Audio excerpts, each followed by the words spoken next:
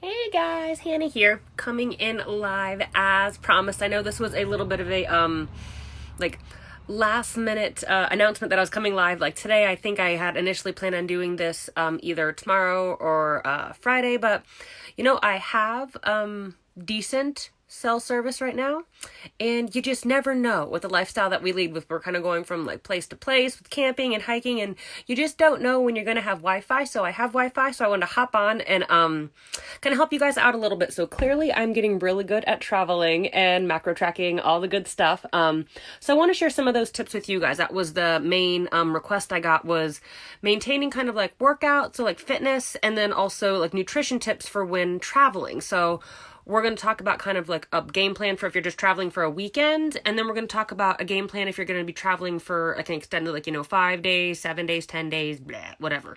So let's do workouts first. I find that a little bit easier for most. So first, if you're going to travel let's do weekends. If you're going to travel for a weekend, what I find the easiest thing to do, and what I've done for years, is I bump up my workouts and I get everything done that I want to get done for that week workout wise before I even leave. So if you leave on a Friday morning, make sure that your last workout is either Friday morning before you leave, or you get it done Thursday, and then you're done for the weekend, and then you're just back on your normal schedule when you come back.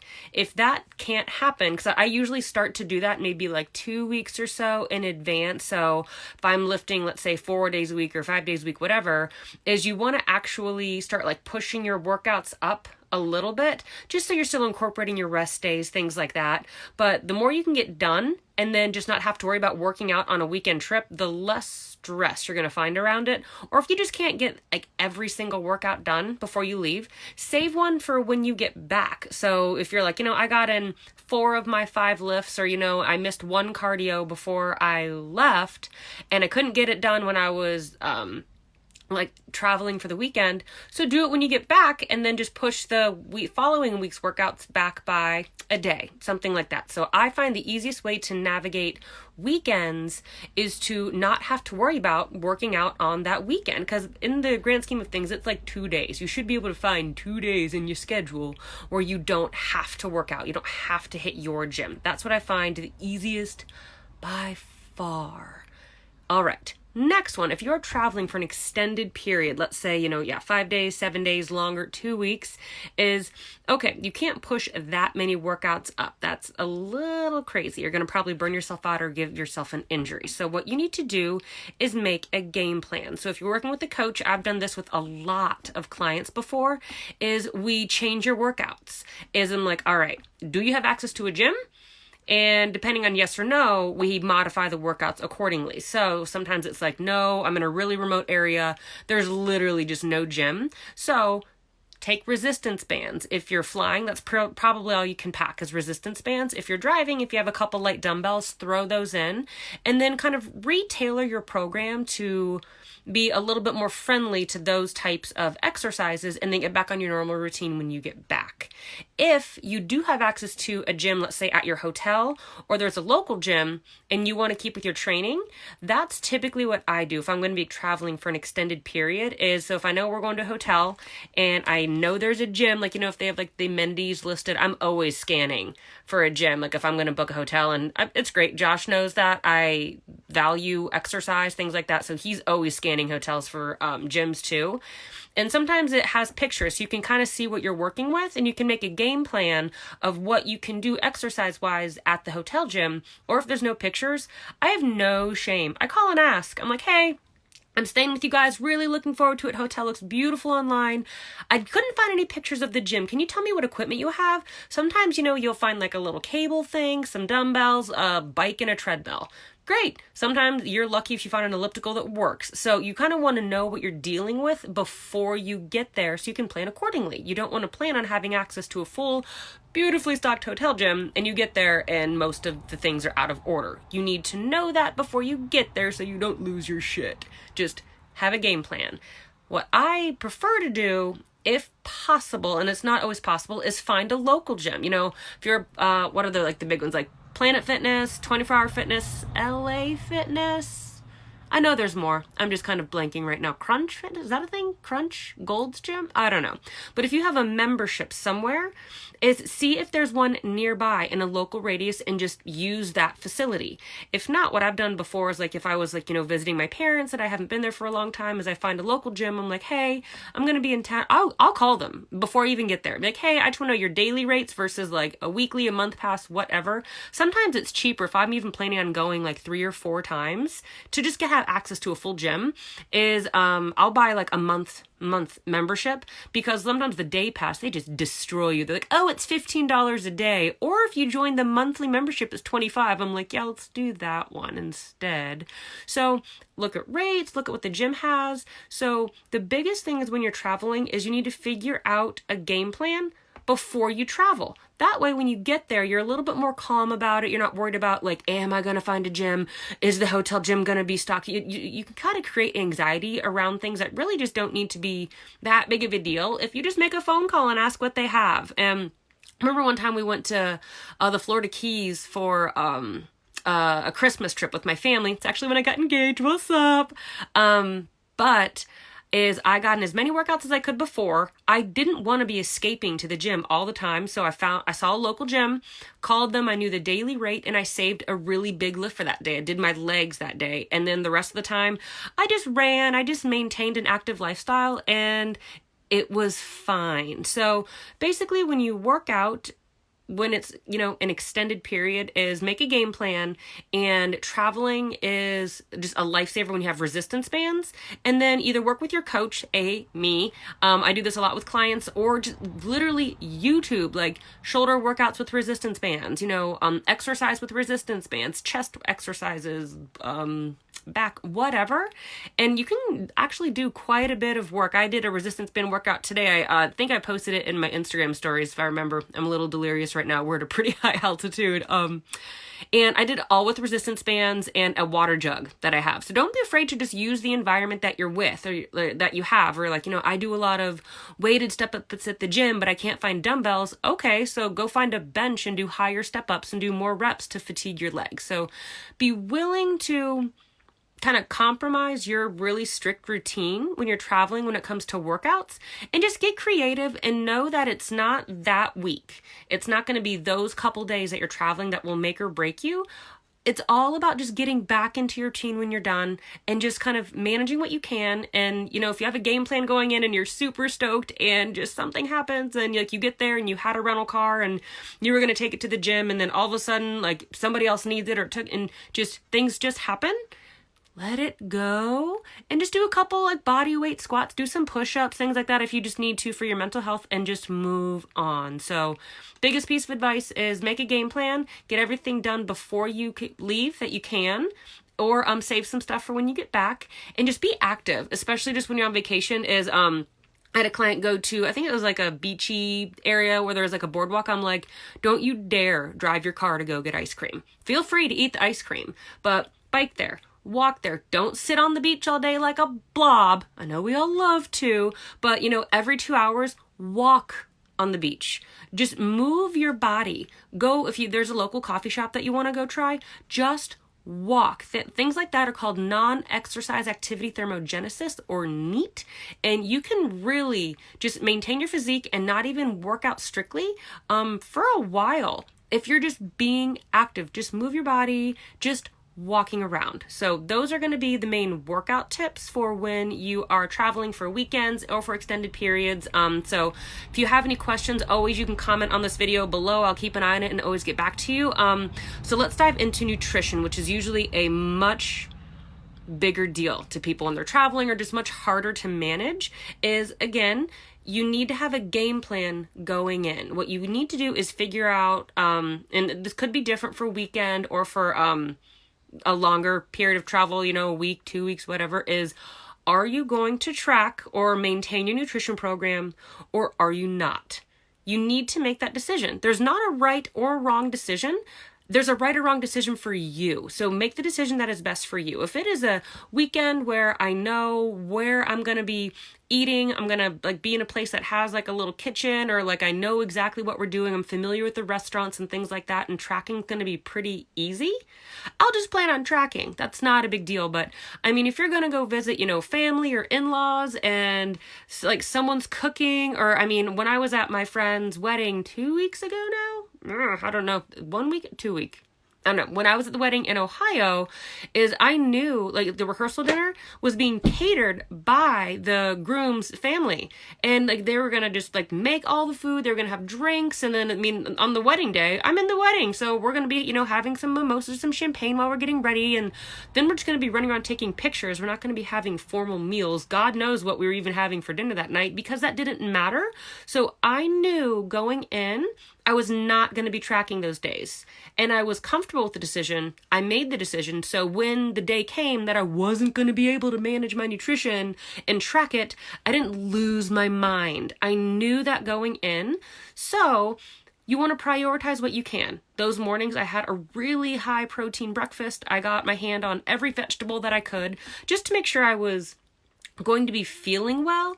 But then if you decide to not track and things are just really out of your control, you want to start listening to your hunger cues, which is actually very, very hard for individuals who've been tracking for a very long time. If you are a macro tracker, you're used to finishing every single morsel that is on your plate, because you weighed it, you measured it, that is what you need, and so you will be licking the bowl because you're just used to finishing your plate. So you need to check that at the door if you are not tracking, and listen to hunger cues. So this is kind of the scale that I give my clients. Is 0 is so hungry you would eat your best friend and enjoy it.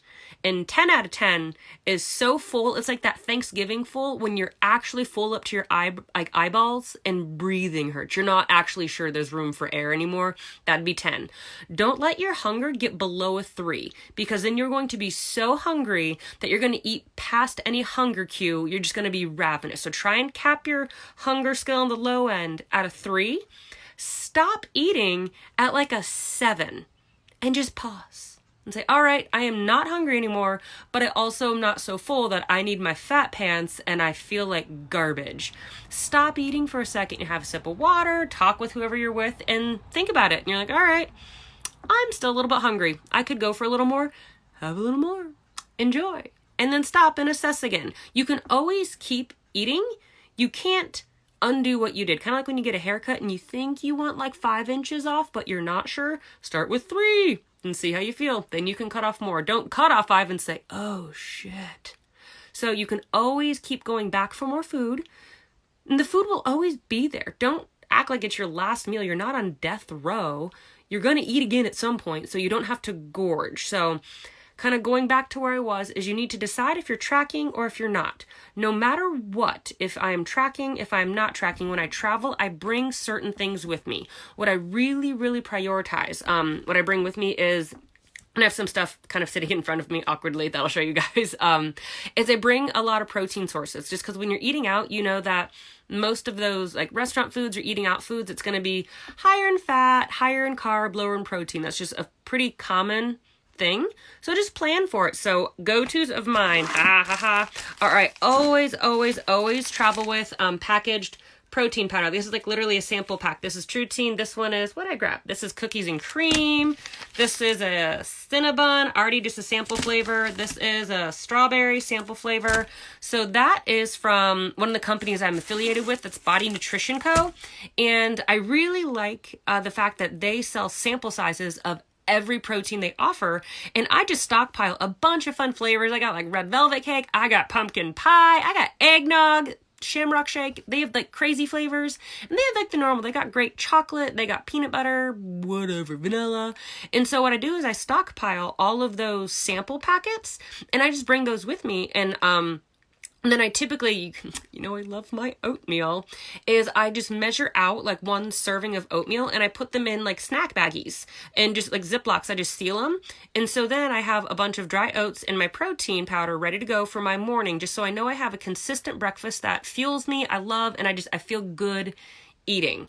So those are some protein sources I bring. Before I forget, pro oatmeal hack for you guys is if the hotel or wherever you're staying doesn't have a microwave for you to make oats in, is most have a coffee maker. So just put a little bowl or a cup underneath and run it like you're making coffee, but just don't put any coffee in. So just searing hot water comes out and you can make your oatmeal that way. Then I just add in the protein powder and stir. So I always bring those protein powder packets. Oh, if you guys want to order any of those or anything from Body Nutrition Co., if you use HLB20, it does save you 20% off those. So yeah, if you want those, if you want any recommendations, I've tried most of their flavors, just let me know. Then I always bring, here's a little pack of tuna. I like the tuna just because they're so well sealed and they are up in their flavor game. I found lemon pepper and look at this, buffalo style. Not everybody is a tuna fan. They also, I found chicken ones that I was going to show you, but I ate them all. So they have like sealed chicken packets. I do, here's like a canned chicken. These are a little bit heavier and take up more space. I don't fly with that, but I just had it. So bring lean protein sources. So I rely a lot on protein powder, the packaged, like StarKist, like tuna packets. Beef jerky is a great one. I tried one from Tillamook. Again, I would show you, but I ate it and threw out the package. Whoops. Tillamook has a 0 sugar one. So it is really just protein and a little bit of fat. No carbs. A lot of jerkies have a high carb content because there's a lot of sugar in it. So jerky is also a great one to travel with. And then you can tap into nutrition bars. So I usually veer to high protein nutrition bars when I travel. I know I posted in here recently some of my go-to favorite nutrition bars recently, just kind of like for when I'm in the mood, whatever. I have a zillion different flavors and types that I enjoy, but when I'm traveling, I really prioritize the protein ones. So this Quest always has good protein ones. This I haven't tried yet. It is double layered peanut butter brownie smash. What's up? Can't wait to try this one. I literally got it at a gas station. Quest and then One bars are two of my favorite higher protein bars because they're also lower in fat. Again, I would show you a One bar, but I ate them all, so don't have any. So that's kind of keeps me satisfied like in between meals. This is my jam. These are G2G bars. Can you see it? They come in a bunch of different flavors. They do, you have to order them online and they stay refrigerated, or I think Costco does sell some of these. And you keep them in the refrigerator, kind of like a Perfect bar. And these are my jam. These are so good. It's like you're eating cookie dough. But I use these as a actual meal replacement. These are 300 calories and they're about just under, so they're 14 grams of fat, but they have a lot of protein, good amount of carb, really good ingredients. So this is one of the only bars in the world that actually keeps me full and satisfied, kind of like a meal would. So those I highly recommend, but more of a meal replacement, not a snack. I've really been enjoying Larabar's protein line. They're pretty good. I like to hike with the non-protein ones if it's a shorter hike, just because the texture is a little bit easier to digest and just not sit in your stomach. But the protein, their new ones, I really like. And then if you're looking for a lower carb bar that has some higher fat, I really like Power Crunch bars. This is Red Velvet. Can't wait to try it. I've never tried this one. So that way you are getting some protein as like a snack in between each meal. Because if you're having trouble staying full when you're traveling, it's mainly because you're not eating enough protein and you also want some fat. That's what's going to keep you full. So if you were to eat a giant apple versus a hard-boiled egg, you will feel satisfied longer after the egg than a giant apple, just because of the protein and fat in the egg, whereas the apple is just carb. So those are kind of like my protein go-tos. So I also usually bring a giant bag of like salted nuts. I just have cashews on hand or almonds. I usually don't bring the whole bag. I'll just throw again some of those in like a Ziploc snack bag.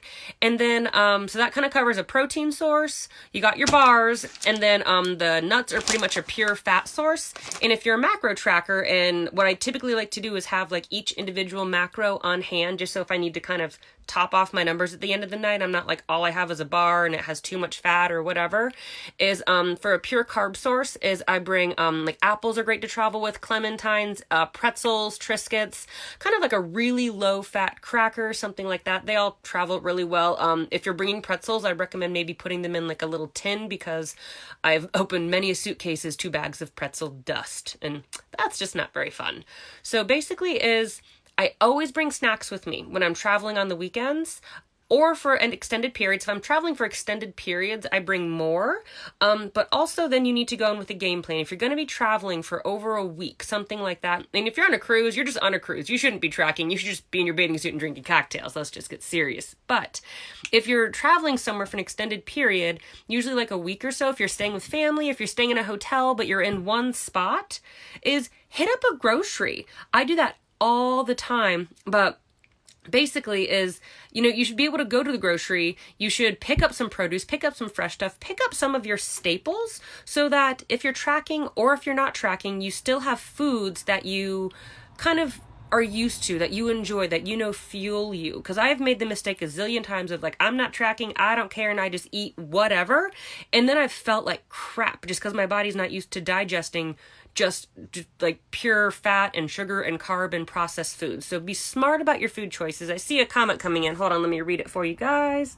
Open. It says, hope I'm not off tracking you, love, but are you fully tracking your macros while you're on the move or just generally aiming for categories? So currently for me, right now, as I am traveling the US in my travel trailer, which I'm in right now, woo, is I'm tracking everything that I can on days that I have control over. So on days that we're moving or we're doing a short hike, it's actually really easy for me to just stay on track. I've tracked macros for so long that it's like second nature to me. And so for doing a long hike so the most important thing is fueling before and during my hike, just so I'm not dying.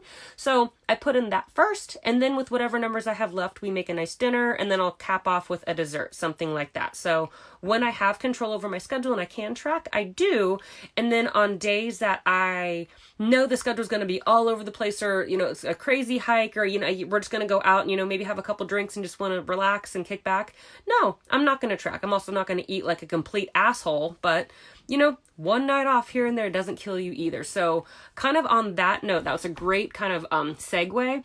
Last night, we stayed at Crater Lake Lodge, and actually it's something that I didn't even realize Josh said something about it, is he was just, I guess, looking at their menu before we got there, and they had the calorie contents listed, like all their appetizers, entrees, whatever, just the calorie content, not the macros, and he mentioned something about it, and I was like, oh, weird, I didn't think twice about it, and then I was like, that is an opportunity for me to maybe loosely track. And so even if you're a macro tracker, sometimes the best you can do on vacation is just hitting your calories. Let's say you're in a weight loss cut and coach has you eating 1,500 calories a day, 1,600, whatever, is, what, just if your macros aren't perfect, even if you're just hitting your daily energy allowance as far as like that calories go, that can be good enough and you can still feel just fine. So I ended up tracking yesterday, but it was basically with calories. I have no idea what the macros were in the like dinners that we ordered and like the food we got, like not even a guess. Couldn't figure it out. I got like this crab gnocchi, which was listed as not very high in calories, but we're pretty sure it was just missing a 1. We're pretty sure it was in the thousands, but I don't care. It was delicious. So I just listened to my hunger cues and I stopped eating when I didn't want anymore instead of just finishing it because it fit my macros. But yesterday my calories were probably within like 30 calories of what I would typically eat in a day. God knows what the macros were, but all in all, it doesn't matter. So I'm back to tracking today. So I guess to kind of start wrapping things up a little bit, because I feel like I've talked your ear off and I get tired of hearing myself talk, is when it comes to traveling, whether it be a weekend, whether it be a long extended travel, is make a game plan before you leave. Get in the workouts that you can before. Know if you're going to go to a gym, or know if you need to modify your workouts and bring resistance bands to get some stuff done if you're going to be gone for an extended period. Decide up front if you're tracking or if you're not tracking, and bring food to augment no matter what. I feel best when I eat foods that I eat regularly because I enjoy them and they fuel my body. So I want to make sure I'm still giving my body things that it's used to, just so I don't spend half of my vacation next to a toilet just because I'm eating things that my body just does not like. So I always bring food, and then I come to terms with if I'm tracking or if I'm not. And I always find a grocery store, anything that I can do to kind of help my nutrition choices when I'm out and about is what I do. I actually also have a little lunchbox. I keep it in the freezer. The sides freeze I got off of Amazon, and we always pack a lunch when we're going on hikes or whatnot. And so I always have my little like folder freezer frozen lunchbox in my backpack. Or if we're doing like a big move, like when we, drive like 4 hours to get to our next spot, we have lunch packed and it's just in the truck. So whenever lunchtime arises, we just pull out the lunch that I packed so I can easily track that. It saves money. It's healthier. It's easy to track. It's just the way to go right now. But the biggest thing is making a plan before your travels even start, and knowing that plans may change. You just got to stay relaxed about it. But also is, don't complain about your plan as soon as you make it. Don't decide to go to the gym and then the entire time you're getting ready, huff and puff that you have to spend time away from family to get in your workouts. You chose that. So you do that. Same thing with tracking. Don't say, like, I can't eat this or I can't have that. Is do what you want to do and just own your decision. Don't not track and then get back and then complain to coach that you gained 1.5 pounds of water weight and it was just awful. No one's going to force feed you anything. No one's going to literally hold you back from doing a workout. So just do what is right by you instead of what you think is convenient for everyone else. And you're just going to feel way, way better about it. So I hope this was helpful for you guys. Feel free, as always, to drop comments, questions below. I want to help you guys as much as I can. Hope you guys have a great rest of your day. This took a lot longer than I thought it would. So thanks for hanging in there with me. And yeah, as always, message me or post on this Facebook feed if there's other things that you want me to touch on that you guys are having just having trouble with or struggling with, and I'm happy to help out. All right, guys. Bye.